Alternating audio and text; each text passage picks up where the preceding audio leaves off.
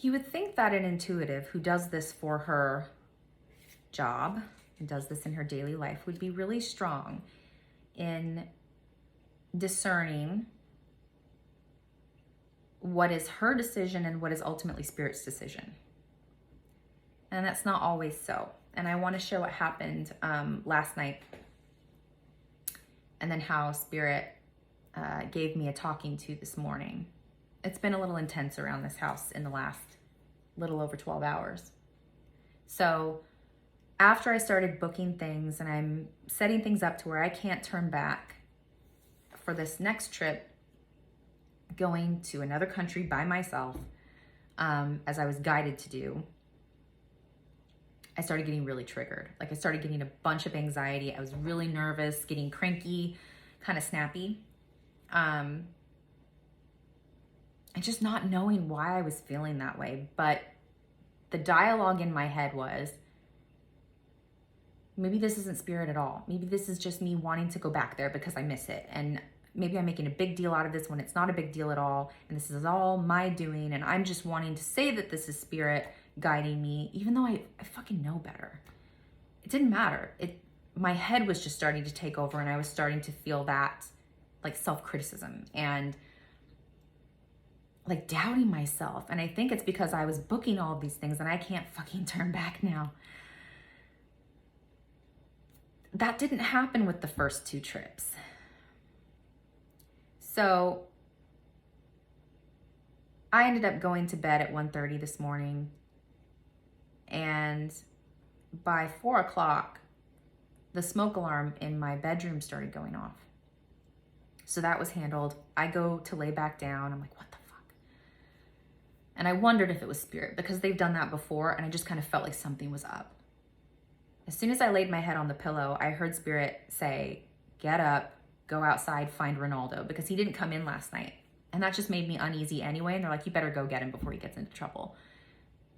So Ronaldo comes in the house. I go to finally get some sleep. As soon as I put my head on the pillow, Spirit says, get your ass out of bed. Go sit on the Chase Lounge. And I know what that means, meeting time. And I knew that they were basically going to get in my ass about this, about my doubting myself. And I just knew. So I went and sat on the Chase Lounge. Ronaldo came and sat on my lap, and a lot of stuff with like trusting yourself and putting faith in yourself and putting faith in the guidance that you have, that you receive, kept coming up. So a lot of times when Spirit connects with me in a really intense way, they won't just launch me into having a spirit come in and start talking to me. There will be a concept or like a premise that's set up. And so I'll start channeling something about a certain concept. And so they started talking with me about that. And it's almost like they put me into the entry of the pool where it's very shallow and then just slowly walk me down further and further. So then I had this spirit come forward, and it was right as they were showing me this image of me sitting cross-legged on the ground next to the prisoner's stone that is on a part of Culloden battlefield. And they were showing me alone during this next trip, just sitting facing the stone. And then they showed this man started approaching me, because at first when they showed me the image, I was kind of above myself, seeing myself sitting. And then I entered my body within that image, and I was sitting staring at the stone. And then from my right peripheral vision, I see this man with this really unsteady gait, very slowly approaching me with a cane in his left hand. And then he approaches me, and he's fucked up. He's really, really fucked up. He had a certain appearance to him. And I could tell that he had, don't mind me if I'm closing my eyes, I'm just kind of recalling things and seeing it. But he had a cane that he had fashioned himself. And then I just randomly found myself doing a scan of his body, and I saw his skeleton, and his pelvis was off. The left side of his pelvis was lower than his right.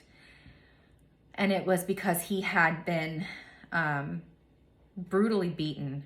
And this was after being shot at point blank range at the stone. And they did show me what happened. So I know that I've channeled this guy before, but this was like him, I guess, coming to a place of wanting to tell me all the things and show me deeper layers of what happened. And he was really sharing his life story with me and what he learned and how I needed to utilize what I could garner from that story in order to basically pull my head out of my ass.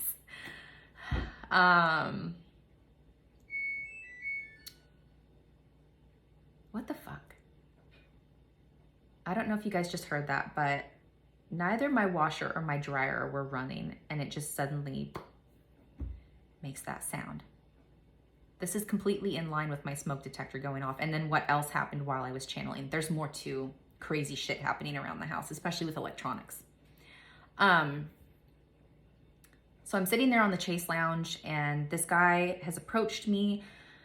I've noticed certain things about his appearance, and then how his pelvis is off kilter, and it made the left leg longer than the right, and he has a hard time walking. He also has a brain injury because his head had been bashed in with the buttstock of a rifle.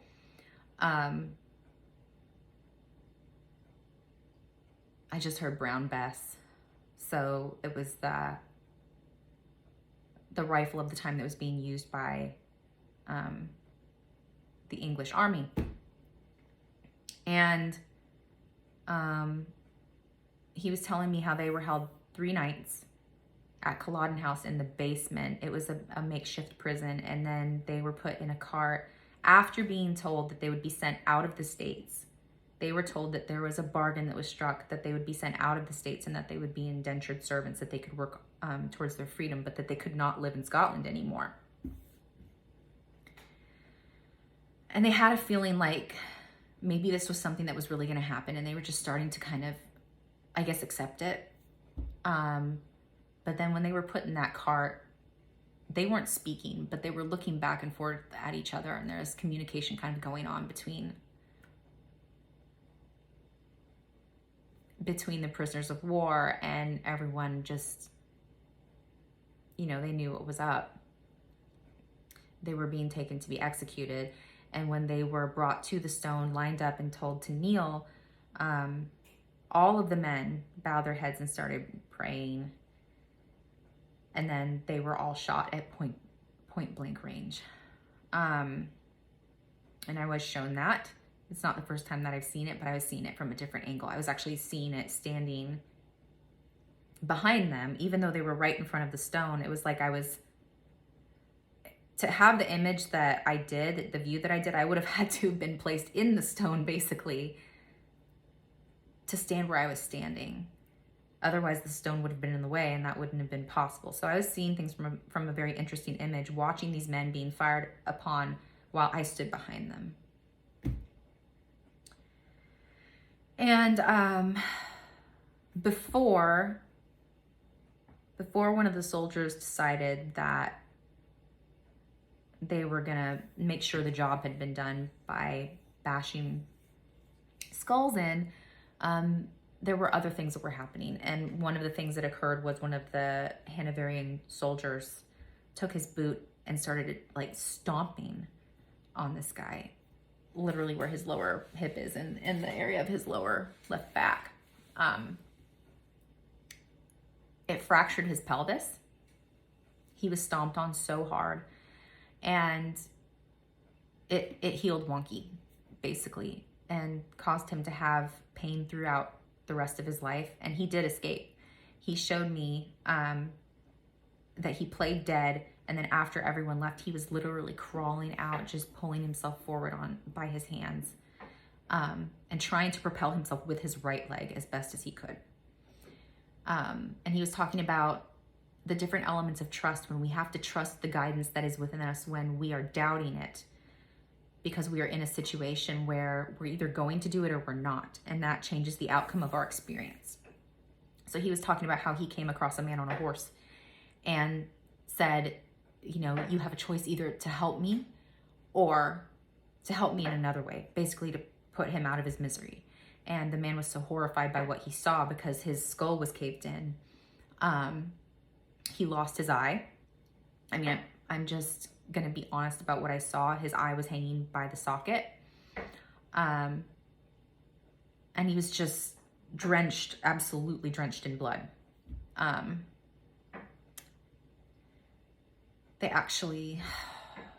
They're kind of pulling me back into it now. And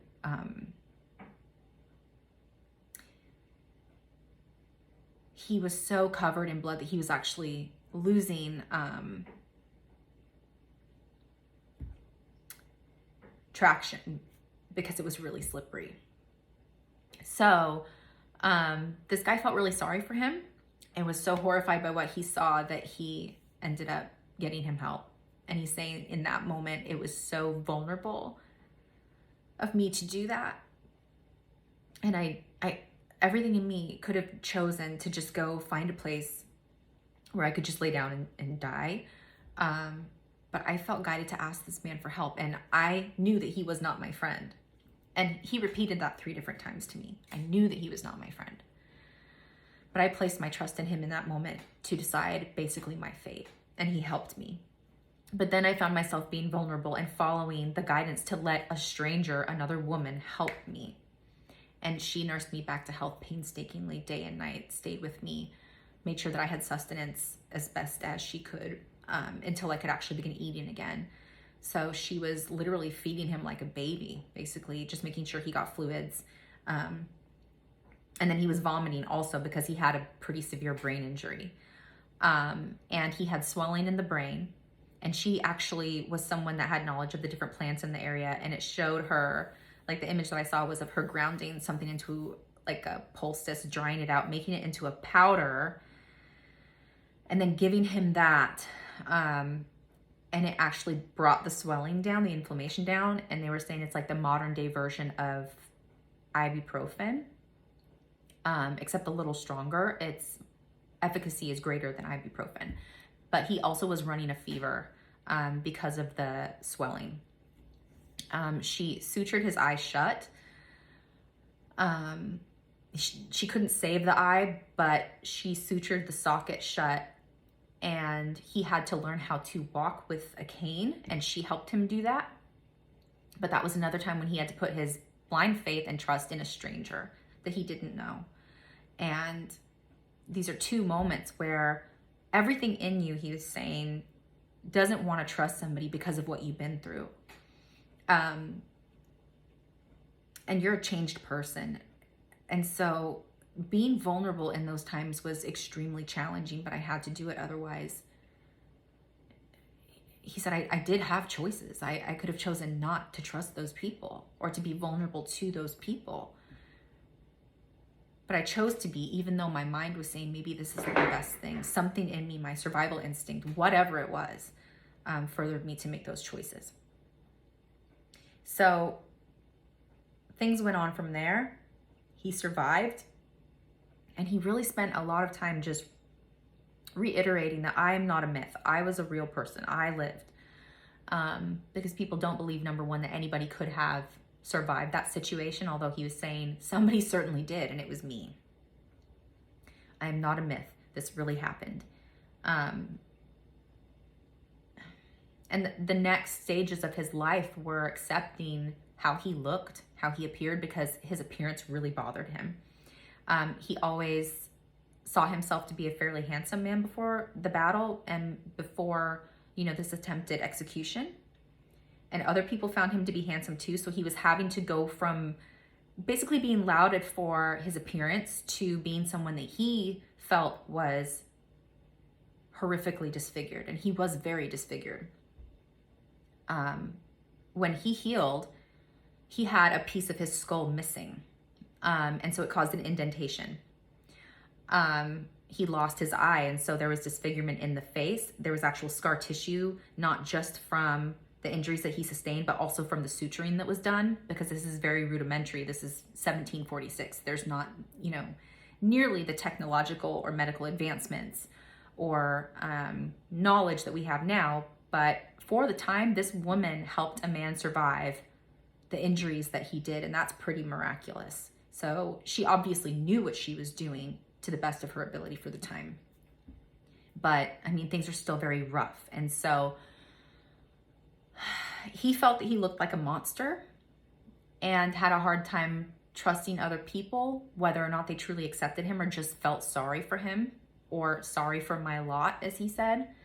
When it came to love, he thought that he wouldn't have anyone, that nobody could love him. He was very self-conscious. And it took a lot for him to put faith in the woman who basically pursued him eventually. And he didn't trust her because he couldn't understand how she could find him, I guess, worthy. And he felt like he would hold her back because of not only how he looked. He thought that there's no way that this woman could accept me. She obviously just feels sorry for me. But also, he knew that he would need care the rest of his life and need help the rest of his life. And he didn't want to saddle her with that. And so it took him a while to understand that she actually loved him and was genuinely interested in him, and that she saw past his disfigurement. And that took another layer of vulnerability, another layer of trust, and following his instincts to just let that be and to let that be cultivated into something. And he said, I could have chosen not to. But again, he said, you know, the choices that we make really determine what we're going to derive out of our life experience. And he went further on to talk about the people that were left in the community. He had a hard time trusting other people to really care for him because he felt that he was obviously going to be judged for his appearance. He didn't want people to pity him, even though he said for a while I pitied myself. And that was not like me, but I changed so much with this experience that I just felt unworthy. I felt like a monster. And there were days where I regretted my decision to engage with my will to survive because I wasn't sure what the hell this was all worth. I was not only dealing with my short-term memory being completely obliterated, he would lose his recall of things even 5 minutes after he took in information. So 5 minutes after somebody told him something, it would be gone. 5 minutes after he learned something, it would be gone. He had trouble understanding things. He showed me trying to pick something up and his hand would just drop it. He couldn't control his grasp. And that took a while to build up. So even walking with a cane was very difficult, and he would just randomly drop his cane and fall over. He had issues with his coordination and balance. But at the same time, he was saying, even though I lost my eyesight by losing my eye, my right eye became that much more stronger. And I had sharp vision in my right eye with my body just trying to adapt and to protect itself. But also my long-term memory wasn't affected. So I remembered everything. And things seemed to be that much more sharper for me when it came to memories that were created before the brain injury. And so he remembered a lot of different stories. And what he ended up doing, the thing that actually helped him to derive joy from his life, was he became a bard. He was relating stories that were related and passed down through his family. And then he would actually regale children who accepted him fully and were just very blunt and honest with him. He was sharing those stories with them, and that gave him a lot of joy. He connected with kids, and he said that kids were so upfront, and they would just readily ask him, what happened to your head? Or why don't you have an eye? And then he would tell them. And he loved their honesty and just how innocent they were, and that they accepted him. And even if they told him that he looked weird, at least they were being honest, where he said some people would just look at me and you could tell that there was judgment there, or they'd be afraid to talk to me, and that's something that I really struggled with. But those kids, in him putting his faith and trust in those children and in those relationships and cultivating that, and then also with his wife, the relationship that he cultivated with her, it allowed him to start opening up to other people. And then eventually, if people stared at him, he would say, what is it? Do you find me so hideous that you must stare? And then that would start a dialogue. And he became more comfortable with himself and more accepting of himself. It helped him to heal from post-traumatic stress disorder to the degree that he wasn't getting in his own way anymore. He said, I had to learn to accept the things that I lost and the things about me that changed, because I completely changed as a person. I went from being fully capable to handling some really tough things to almost drowning myself in my misery because of the things that happened. And then anything else that would come along, if it was small or minor and it irritated me or frustrated me, or I was worried that I couldn't do something anymore, I would get so irritated and pissed off that I would just give up. And so his evolution with this and learning how to trust and to follow his own internal guidance, he said, it wasn't just other people that bolstered this in me. Something in me had to follow the guidance inside and not question it. And even if I was questioning it, I just had to learn to go with it so I could allow myself the opportunity to grow. And so by this time, he's looking at me and saying, have we learned anything? And by that time, I had been so humbled by his experience that, of course, it helped me pull my head out of my ass. And I was just so humbled that he would exchange this experience with me to try to hit home that we need to trust our gut even when everything inside of us, inside of our head, is saying, I don't want to do this. And he did point out that his experience was a lot more dire than mine. I'm just, giving myself hell over whether or not spirit is guiding me to do this trip or if I'm just homesick and making this into something. And he's like, you know better. You know better. And here he was at these different junctures dealing with severe fucked up trauma. And not only that, had he not sustained those injuries, had he escaped the battle and not been imprisoned and not gone through that attempted execution, he still would have had to deal with the implications on his entire community. Everything changed for everyone. Everything that he knew was gone. Like it just changed, and suddenly somebody else was in charge, and they were evil people. Terrible people that meant grave harm. So he was dealing with all of that at once, and I'm so humbled by it. And it just really hit things home for me. And so, last night, or early this morning rather, while I was channeling him, and I recorded this experience, I think I mentioned that before, but there's a point in that recording where you hear something crash. And everyone's asleep but me. I almost leaped out of the Chase Lounge because it was so loud. It was metal hitting the floor, like heavy metal hitting the floor. And I realized it's the dog kennel that was leaning up against the bed in one of the bedrooms. And it was folded up and just kind of set against the bed. I don't know why. I'm not the one that set it there, but it just crashed. This was after the smoke alarm going off. Then this thing crashes, and I go into the bedroom, and everyone's still asleep. It didn't wake anybody up, even though it could have awakened the dead. It was so fucking loud. I'm gonna have to go back into that recording and see what I was saying when that happened. But then this morning when I woke up, literally operating off of 4 hours of sleep, because I spent over 2.5 hours channeling this guy and spirit basically getting me right. And it worked.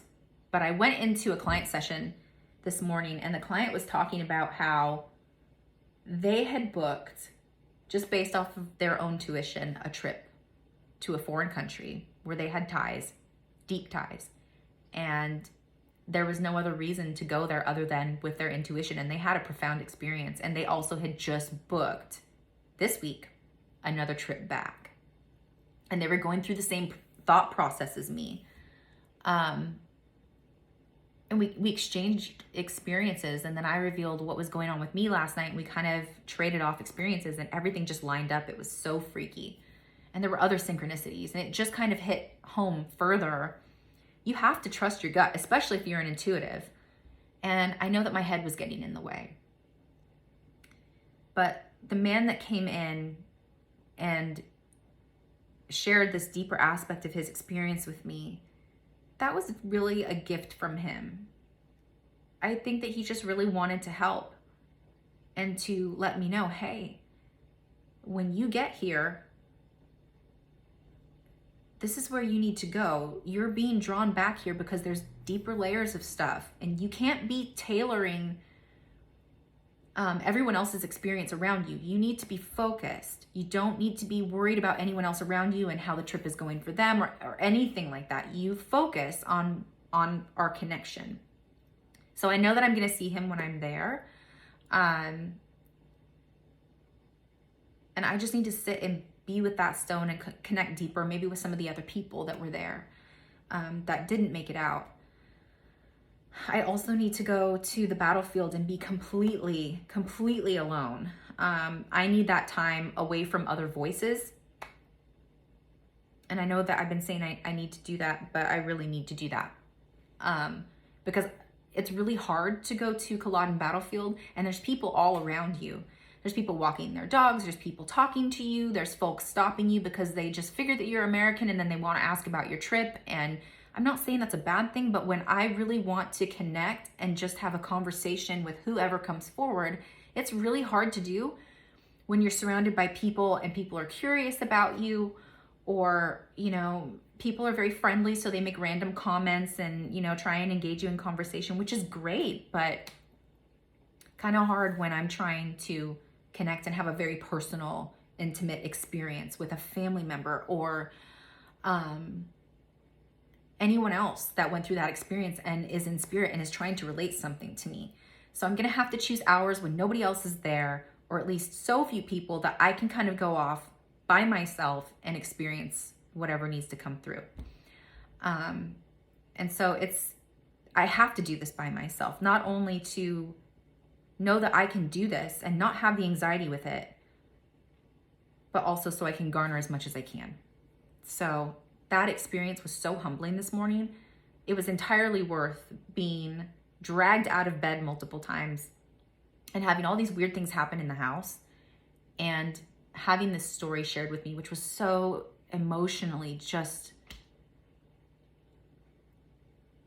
I mean, overwhelming doesn't even cover it. It was so beautiful at the same time. It's whenever I connect with these guys specifically who went through that experience in relation to the battle and the things that happened afterward, it's not just really hard and very emotional. It's also extremely beautiful. I don't get these experiences in my regular, everyday, mundane life and the way that I receive it with these folks. There is such a beauty to it. There is such a sacred exchange happening, and I experience things that have long gone to the wayside that you don't get to experience with people that are living now. And that to me is just, God, it's immeasurably valuable to me. And they're just so honest and genuine and not like humans. And I love them dearly. So now it's time to go and connect with them in a way on their turf where I'm not focused on anything or anyone else. I get to just be in direct connection with them, and we just get to have an experience where they get to open up with me more, because they're also reserved when there are other people around. Like, we're both kind of just very cognizant that there are folks around and we don't get this moment together. So that's why they wake me up at 4 a.m. in the morning a lot of times, because everybody's asleep. My focus isn't on anyone else. I'm not distracted by any noises. It's just us. So that's a big part of why I have to go by myself. And the last thing that he said before he just kind of pulled out, and it was so crazy how he pulled away, how I felt that go. He was saying, you know that you're guided. And he's saying, if you're going to doubt that spirit themselves told you, I'm telling you right now, I'm also pulling you here. So show up. All you got to do is show up. And then when he left, still figuring out why that's so emotional for me, but I felt like this pulling, and it was kind of painful, but it was coming from the center of my chest, like right from my heart space. And I felt that. And then as he completely like pulled his energy back, I felt it pull from my left eye. And I got dizzy for a little bit, but it was really intense for just a split second. And then he was gone. And then while I've been talking here, I've been feeling like a little bit of that familiar energy and like his energy coming in a little bit. I just wanted to share that because that was such an intense experience. And they're always intense, but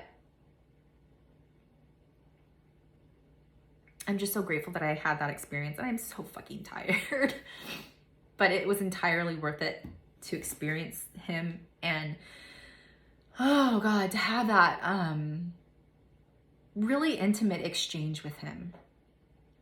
And I'm so grateful that my head has been effectively pulled out of my fucking sphincter, because I really needed to recenter myself and kind of get regrounded in this, and to know, okay, so I'm on a path. I know when Spirit's fucking guiding me.